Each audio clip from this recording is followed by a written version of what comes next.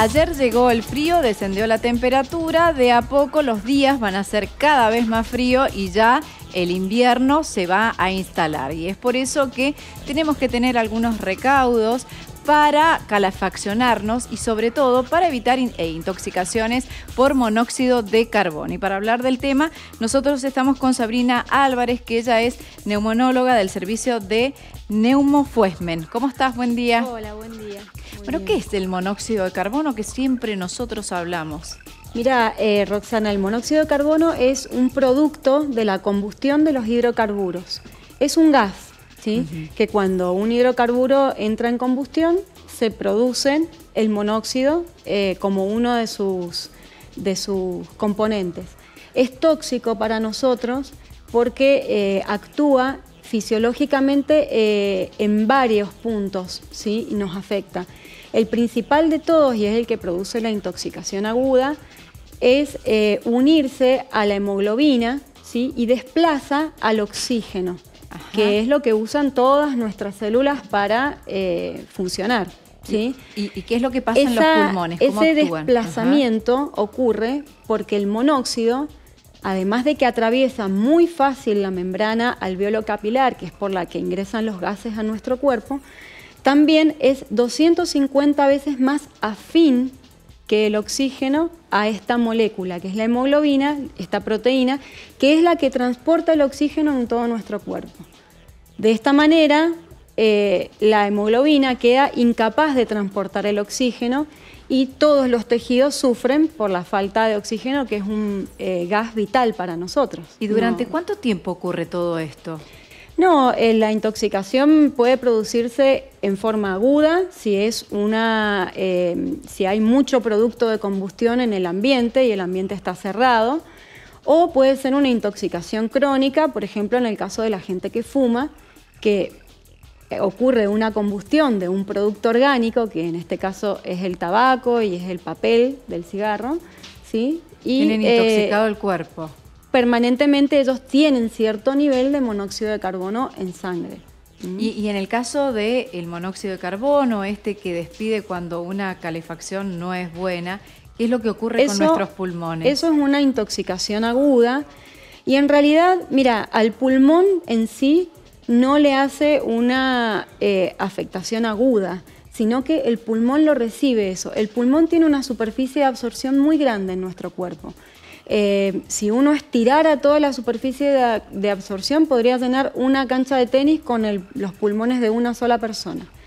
Entonces, ese gas del aire, ese gas tóxico, ingresa. El pulmón es el lugar por donde ingresa, pero el verdadero daño lo produce uniéndose a esta proteína. Claro. Y además otros daños extra, como por ejemplo alterar la forma en la que las células utilizan el oxígeno. O sea, no solamente les llega menos, sino que además no lo pueden usar bien porque afecta a las mitocondrias.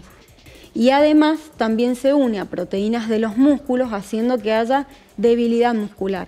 Así que muchas veces la persona que está intoxicada en forma aguda, a lo mejor se empieza a dar cuenta que se está intoxicando, pero sus músculos no le responden. No reacciona. Como para poder o pedir ayuda o suspender la fuente de exposición, que puede ser la estufa, el brasero, la cocina. No tiene fuerza. No tiene fuerza muscular. Veamos algunos síntomas, ya refiriéndonos a lo que decía aquí la doctora con respecto a cómo se manifiesta esta intoxicación.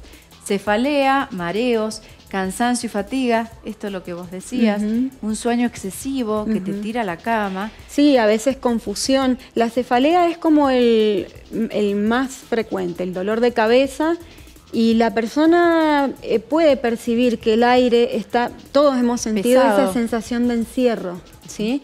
Y justamente una de las medidas más rápidas que puede hacer la persona que se está empezando a sentir así es abrir, buscar una fuente de oxígeno. Primero, ventilar. Segundo, suspender la fuente de exposición, apagar esa estufa, ese brasero que pensamos que está funcionando mal, ¿sí? Una de lo más frecuente que se le dice a la gente es que mire la llama. La llama tiene que ser azul, como la que está en la pantalla. Si la llama es un poquito amarilla o naranja, hay que hacerla revisar. Todos los años deberíamos revisar todas las fuentes emisoras que hay en nuestra casa, como calefones, estufas, termotanques. Nunca calefaccionar con hornallas o con horno. Sí, enseguida vamos a ver las medidas preventivas. Bien. Terminemos con los síntomas, qué es lo que le pasa a nuestro cuerpo, porque tengamos en cuenta que también es algo silente, va haciendo de despacito. Claro, el gas tóxico no tiene olor y no se percibe. La persona no se da cuenta, ¿sí?, que está inhalando ese veneno. Tal cual. Entonces, esto empieza a pasar. Las alteraciones visuales, las náuseas y los vómitos, que también son frecuentes, las convulsiones. Y las convulsiones ya es una intoxicación ya moderada o severa, con niveles probablemente altos de carboxihemoglobina. Y el estado de confusión, esto que vos decías recién. Bueno, medidas preventivas, teniendo en cuenta también, y asociamos lo que decía la doctora, para prevenir una intoxicación por monóxido de carbono. Repasemos estas medidas y así lo vamos cerrando con la doctora, lo que tiene que ver entonces con las medidas. Bien, las estufas que no sean de tiro balanceado no deben instalarse en los dormitorios ni en los baños. Las estufas de tiro balanceado son las más seguras. Los calefones o termotanques no deben instalarse en espacios cerrados, lo que vos decías recién. Sigamos repasando. No encender hornos u hornallas para calentar el ambiente. Controlar que la llama sea de color azul, esta que estamos viendo acá.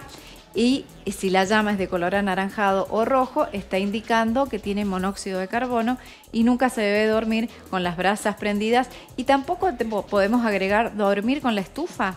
No hay que dormir con las estufas encendidas. Y no deberíamos. O si no, tenemos que asegurarnos siempre que haya un lugar de ventilación, que haya una fuente de oxígeno.